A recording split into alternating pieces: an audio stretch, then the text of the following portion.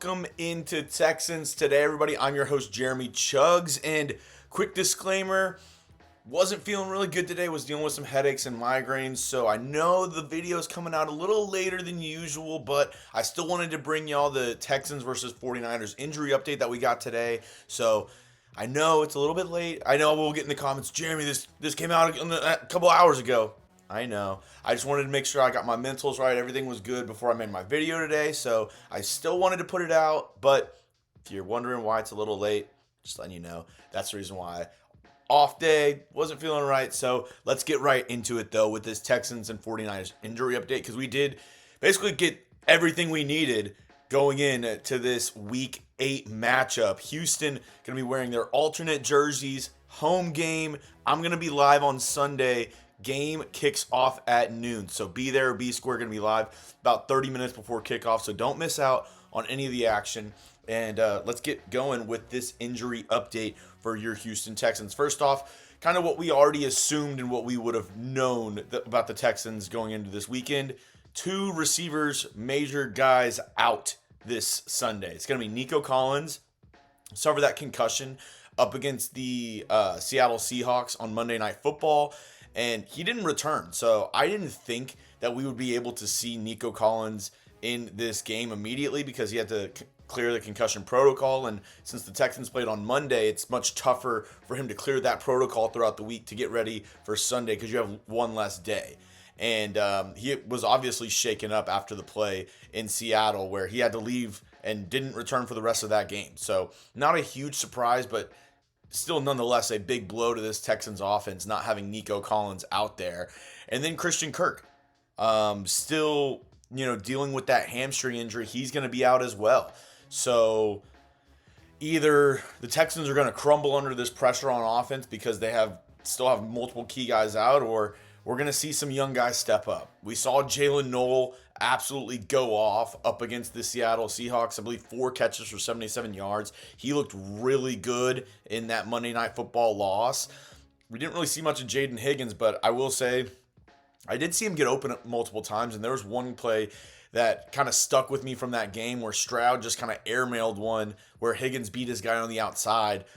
I think the Texans are in a decent spot with those two guys, but I want to hear from you folks at home. Who do you think has the bigger game on Sunday? Is it Jaden Higgins or Jaylin Smith? Smith's been kind of slowly creeping up, kind of showing his stuff throughout the year. Jaden Higgins, he's played well in spurts, but still hasn't had that one game where he, really kind of breaks through. Let me know down in the comment section who you think has the bigger game this week, because I'm really interested to see how the Texans implement those guys.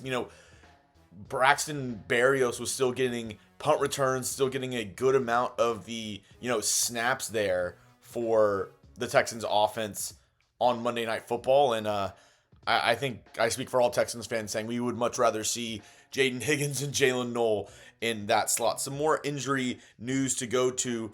Alijah Huzzie, he has been slowly getting back, was a UDFA stash kind of for the Texans team. He got injured in the Senior Bowl and East-West Shrine Bowl activities this offseason before the draft, which kind of sucked for him. I thought he was going to be a mid-round pick, but the Texans maybe luckily were able to get him just as a UDFA. He was a full participant all this week, but still the Texans keeping him out. Once you come off IR, you do have that 21-day practice window for you to be able to come back into game action. So maybe, next week, the week after, we'll see Huzzie make the 53-man or maybe possibly, get his first game action for the Houston Texans.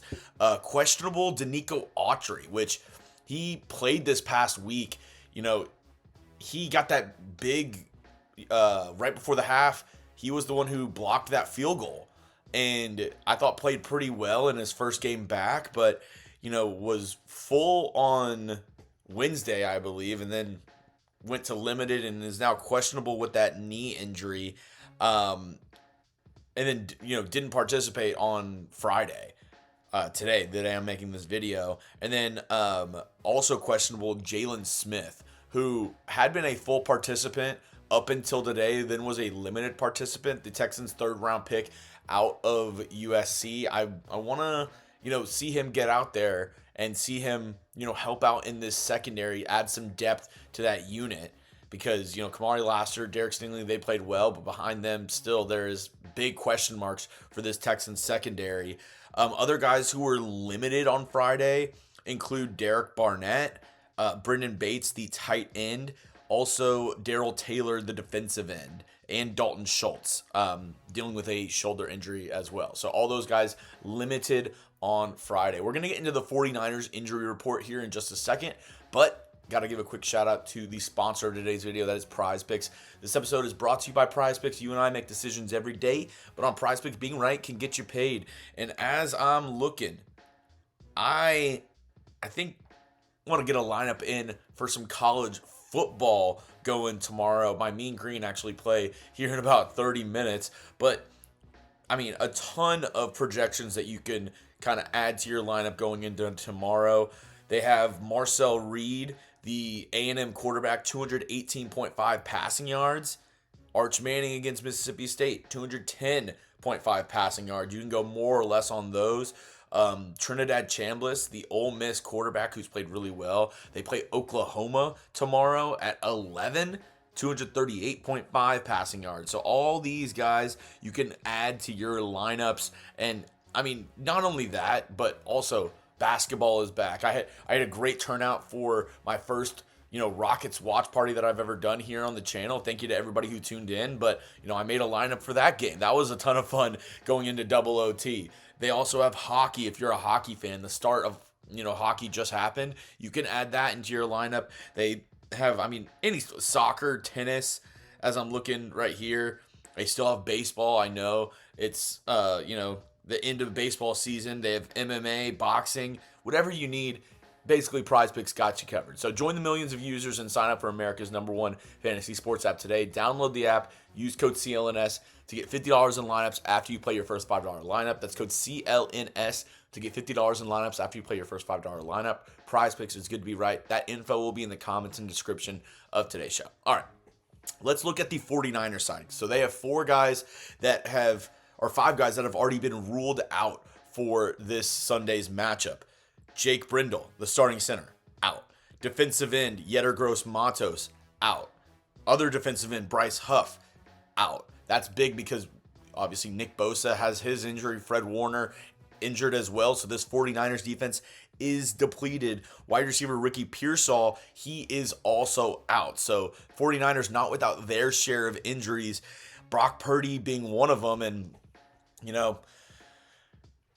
I don't know if that's a good or bad thing because Mac Jones has actually been playing pretty well under this Kyle Shanahan system in San Francisco. It seems like he's kind of revitalized his career just a little bit. And then on the defensive side, you'd think, without all these star players, with no, Fred Warner, no Nick Bosa, Bryce Huff has been their best edge rusher this year, and he's now out for this weekend. Yetur Gross-Matos as well.